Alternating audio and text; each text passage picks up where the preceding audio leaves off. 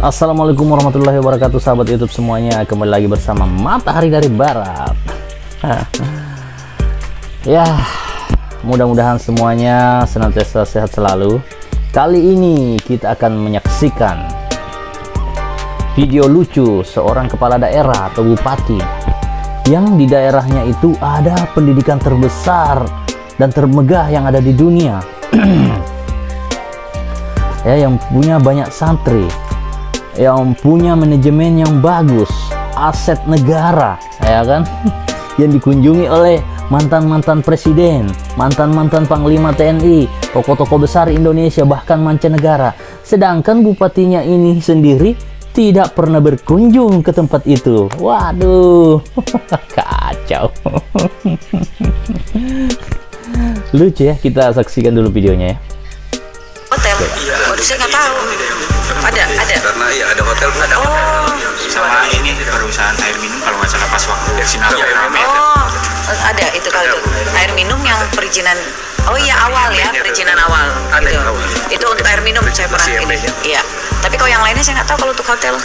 Hotel belum ada izinnya. Belum ada ya, belum tahu ya, kita belum tahu. Berarti akan dicek ini Bu. Dicek. Sekalian. Jadi Ini membuktikan bahwa eksekutif kepala daerah di daerah kita di Indonesia ini lucu.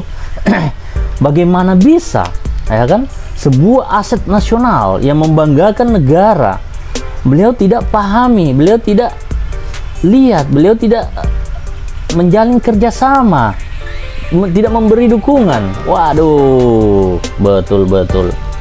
Jadi inilah wajah kepala daerah di negara kita ya. Dipikirnya jadi kepala daerah itu cuma gaya-gayaan saja, ya kan? Apa?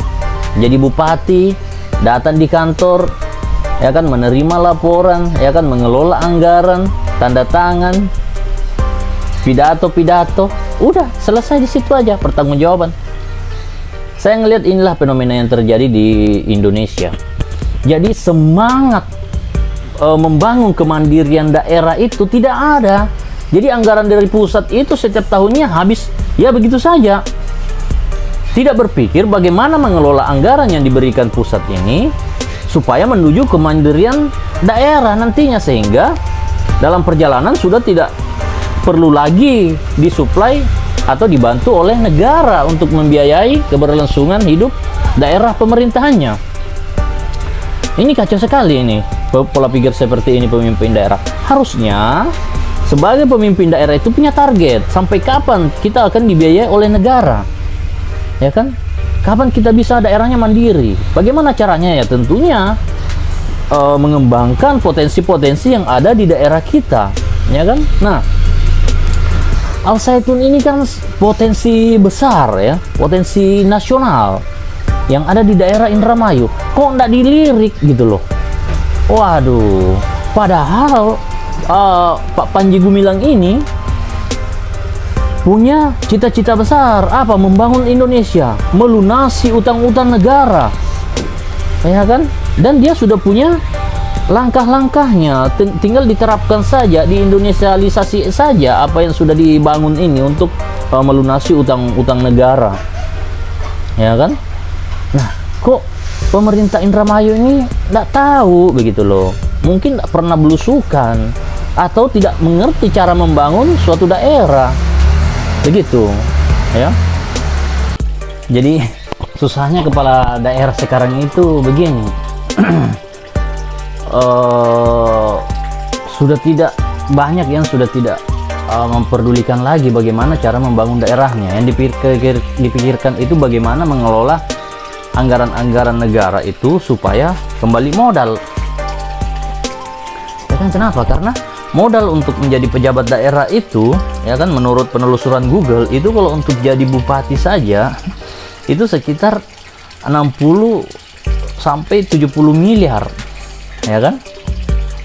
Sedangkan gajinya bupati itu berapa? Itu yang kayak Bupati Blora itu belak-belakan gitu ya, cuma sekitar 5 jutaan sebulan, ya kan? Ditambah dengan hasil lain, komisi dari pajak segala macam, ya sekitar, ya kalau misalnya taruhlah 20 juta sebulan itu yang bersih ya.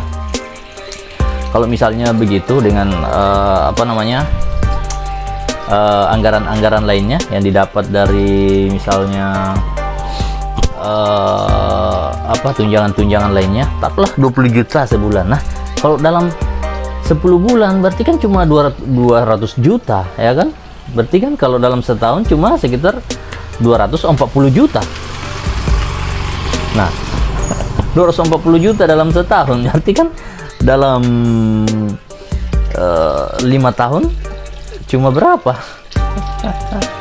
Ya cuma sekitar 5 tahun ya sekitar 1 miliar lebih kalau yang bersihnya, sedangkan dana yang keluar 30 sampai 70 M. Ya pastilah susah untuk menaruh, karena begini, anggaran itu kan diterima terus dikelola, disebarkan ke beberapa instansi-instansi, ya kan, ke dinas-dinas, ya kan. Nah, dinas ini harus mampu mengolah dana-dana tersebut. Apa? Supaya dapat keuntungan. Ya, ada fee pasti untuk bupatinya. Kalau enggak tekor dong bandar. Ya iyalah, ya kan, begitu pula kontraktor-kontraktor. Makanya sekarang coba lihat. Ya, banyak gitu bangunan-bangunan, proyek-proyek negara, proyek-proyek daerah itu yang cuma setahun 2 tahun sudah ambruk. Kenapa? Yang dikorupsi lebih banyak daripada yang masuk ke dalam bangunan.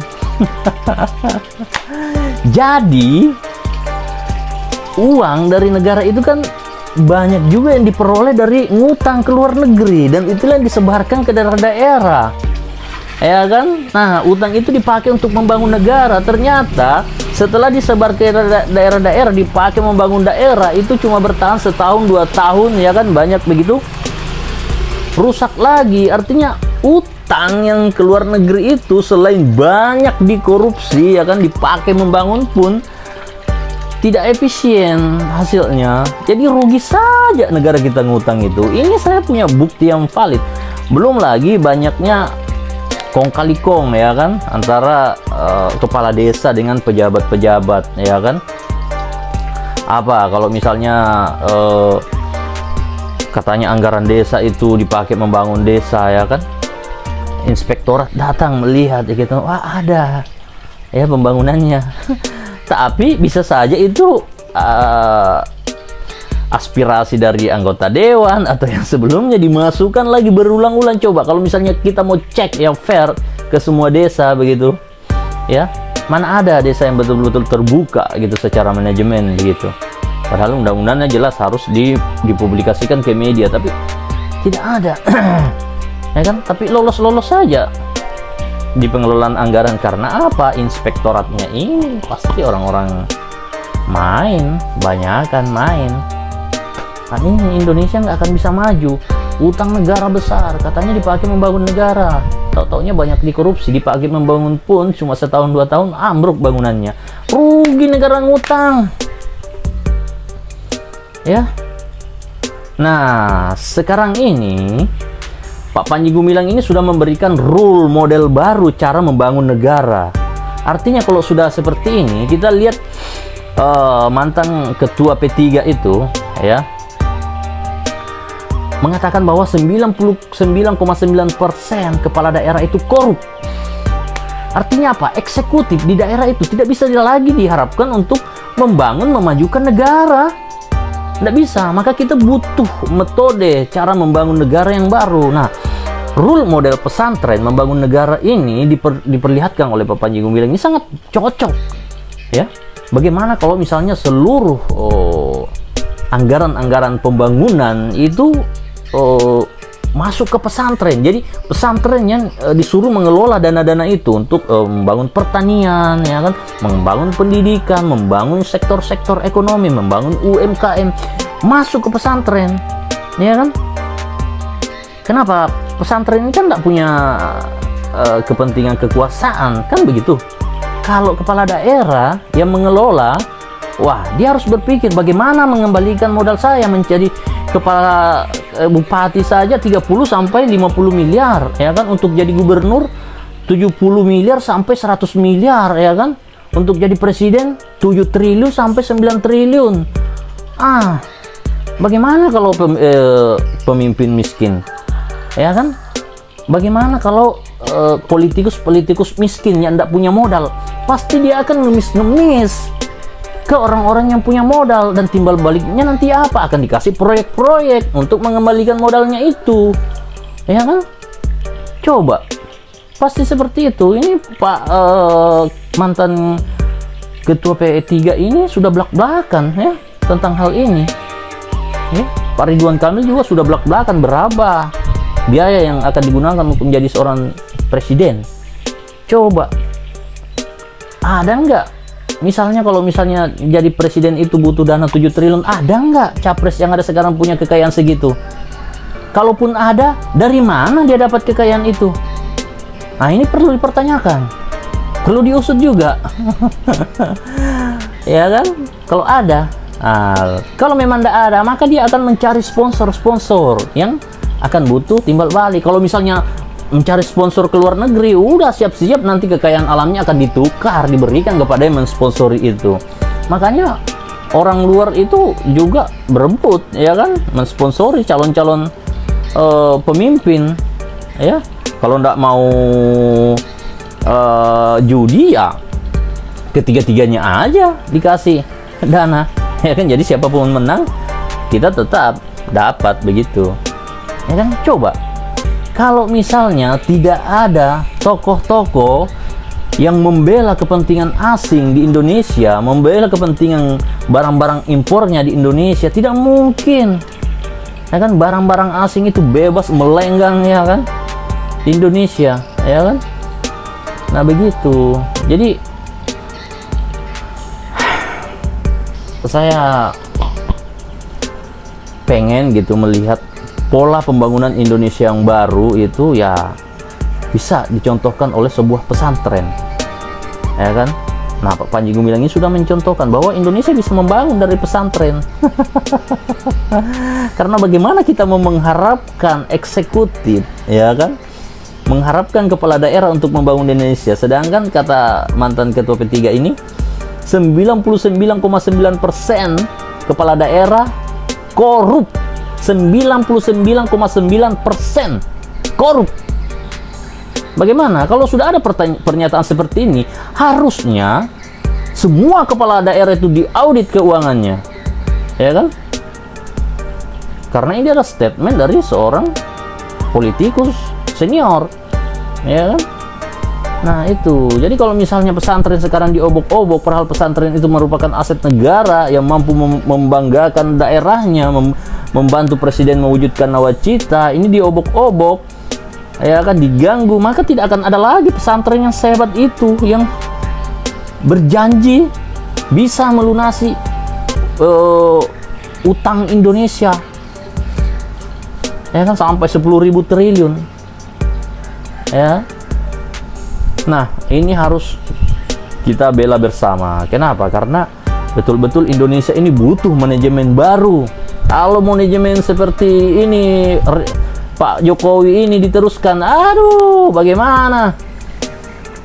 Tidak mampu melakukan pengawasan ketat kepada menteri-menterinya. Banyak menterinya pada korup, ditangkap KPK. Artinya apa? Tidak ada proses yang pengawasan begitu loh. Mungkin ada tapi tidak ketat. Bagaimana bisa orang-orang di sekitarnya itu malah menjadi pengkhianat negara? Bagi saya koruptor itu adalah pengkhianat negara, ya kan? Bagaimana kalau seorang presiden dikelilingi oleh pengkhianat negara? Hancur negara lah, gitu, ya. Oke, itu saja. Assalamualaikum warahmatullahi wabarakatuh.